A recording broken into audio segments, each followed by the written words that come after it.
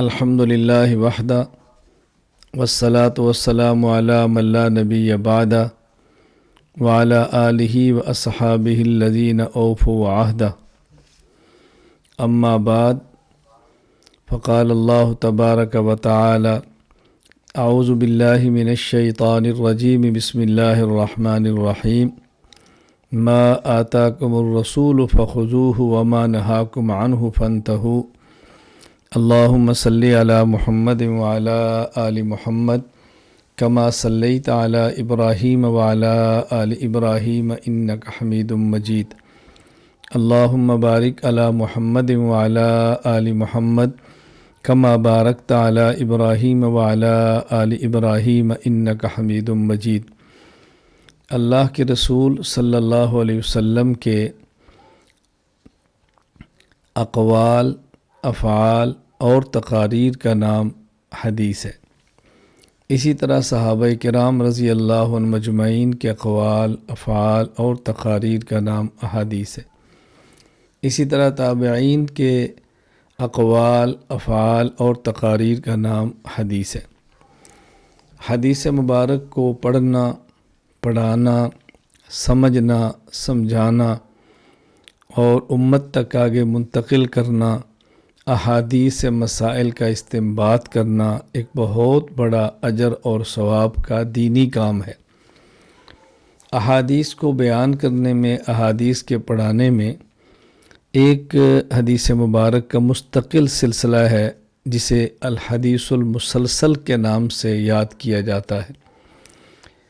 حدیث مسلسل کا مطلب یہ ہے کہ راوی سے لے کر آخر تک ہر استاذ حدیث کو جس طرح سنتا ہے اسی طرح آگے نقل کرتا ہے، یہ ہے حدیث مسلسل۔ احادیث مسلسلہ کئی قسم کی ہیں۔ بہت ساری احادیث ایسی ہیں کہ جب تک آدمی سامنے نہ بیٹھا ہو تب تک اس حدیث کا تسلسل رہتا ہی نہیں ہے۔ مثلا ایک حدیث ہے الحدیث المسلسلہ بالمصافحہ بالیدین، کہ استاذ اپنے شاگرد کو حدیث بیان کرے تو ایسے ہاتھ میں ہاتھ لے کر مصافحہ کرتے ہوئے بیان کرے۔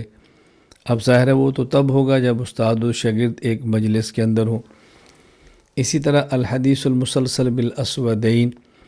یعنی استاذ اپنے شاگرد کو حدیث بیان کرے تو کھجور اور زمزم کا پانی پلائے اور پھر بیان کرے۔ اس طرح احادیث کے بعض سلسلے وہ ہیں کہ جس میں استاد و شاگرد کا ایک مجلس میں ہونا اور اس کے بعد حدیث کو پڑھانا اور اجازت دینا ضروری ہے۔ لیکن بعض احادیث ایسی بھی ہیں کہ جس میں مجلس میں نہ بھی ہو، آن لائن ہو اور دور سے بھی اس کو آدمی حدیث سنا سکتا ہے، بذریعہ خط سنا کر، بذریعہ خط لکھ کر اس کو اجازت بھی دے سکتا ہے، یا شاگرد اپنے استاد سے حدیث کی اجازت لے سکتا ہے۔ اس وقت جو حدیث مبارک آپ کو پڑھانی ہے اور اس کی اجازت دینی ہے وہ ہے الحدیث المسلسل بیوم العید، یعنی مجھ سے لے کر صحابی سے پہلے شاگرد تک ہر ایک استاذ یہی بات کہتا ہے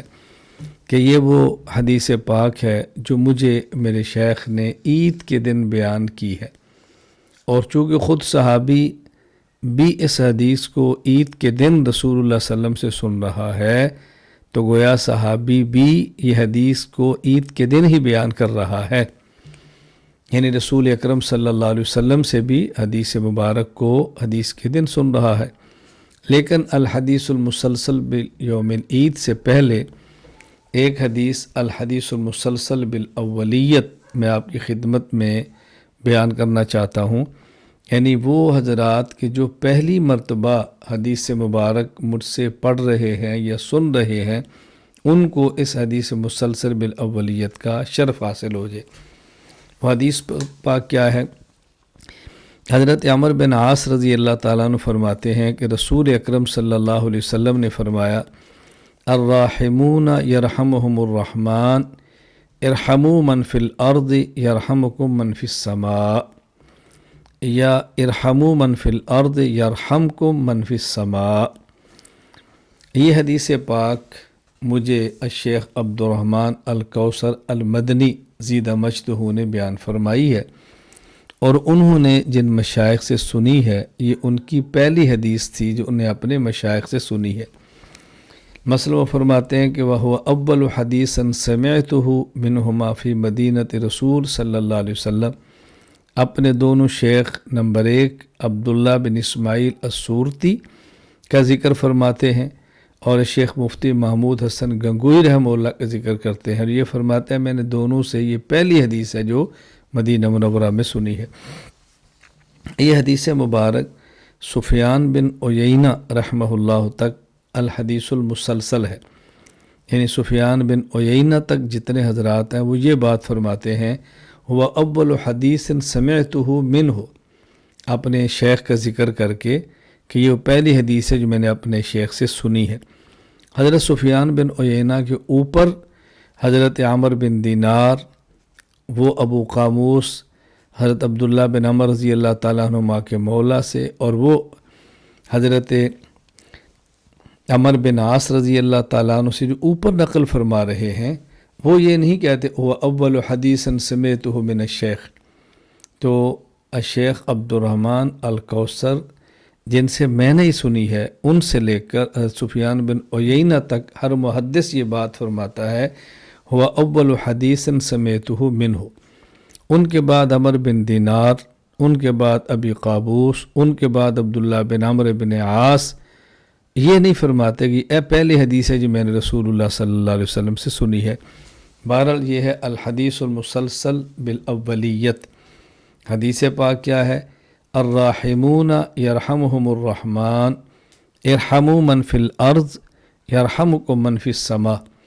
یہ لفظ ہے یرحمکم من فی السماء، جواب امر ہونے کی وجہ سے اس پر جزم ہے، یا یرحمکم من فی السماء یہ علی الدعاء کی بنیاد پر رفع ہے، الرفع علی الدعاء، دعائیہ کلمات اس لیے اس کو رفع، لیکن بہت سارے محدثین اس کو جزم کے ساتھ ہی پڑھتے ہیں، ارحموا الراحمون یرحمہم الرحمن ارحموا من فی الارض یرحمکم من فی السماء۔ بہت ساری جگہ پر یہ لفظ لکھا ہوا ہوگا الراحمون یرحمہم الرحمن تبارک و تعالی، یہ تبارک و تعالی ادباً پڑھا جاتا ہے، ورنہ تبارک و تعالی حدیث پاک کا جز نہیں ہے۔ اب چلتے ہیں الحدیث المسلسل بیوم العید۔ الشیخ عبد الرحمن الکوثر المدنی زید مجدہ سے لے کر حضرت عطا بن ابی رباح رحمہ اللہ تک ہر محدث یہ بات کہتا ہے کہ یہ حدیث میں نے عید الفطر کے دن سنی ہے۔ حضرت عبداللہ بن عباس رضی اللہ تعالی عنہما فرماتے ہیں شہدت مع رسول اللہ صلی اللہ علیہ وسلم یوم فطر او اضحیٰ، وہ یوم الفطر اور یوم الاضحیٰ یہ فرما رہے ہیں کہ یا عید الفطر ہے یا عید الاضحیٰ ہے، اس توسع کی بنیاد پر اس کو عید الاضحیٰ کے دن بھی بیان کیا جا رہا ہے۔ باقی اللہ تعالیٰ نے توفیق عطا فرمائے زندہ رہے تو انشاءاللہ ہم آئندہ اس کو عید الفطر کے دن بھی بیان کریں گے۔ حضرت عبداللہ بن عباس رضی اللہ تعالیٰ عنہ فرماتے ہیں شہدت مع رسول اللہ صلی اللہ علیہ وسلم یوم فطر او اضحیٰ فلما فرغ من الصلاة اقبل علینا بوجہہ فقال یا ایہا الناس انکم قد اصبتم خیرا فمن احب ان ینصرف فلینصرف ومن احب ان یقیم للخطبۃ فلیقم، او کما قال رسول اللہ صلی اللہ علیہ وسلم۔ الحدیث المسلسل بیوم العید یہ ایک مبارک عمل ہے، حدیث پاک کو عید کے دن سننا، پھر آگے عید کے دن بیان کرنا۔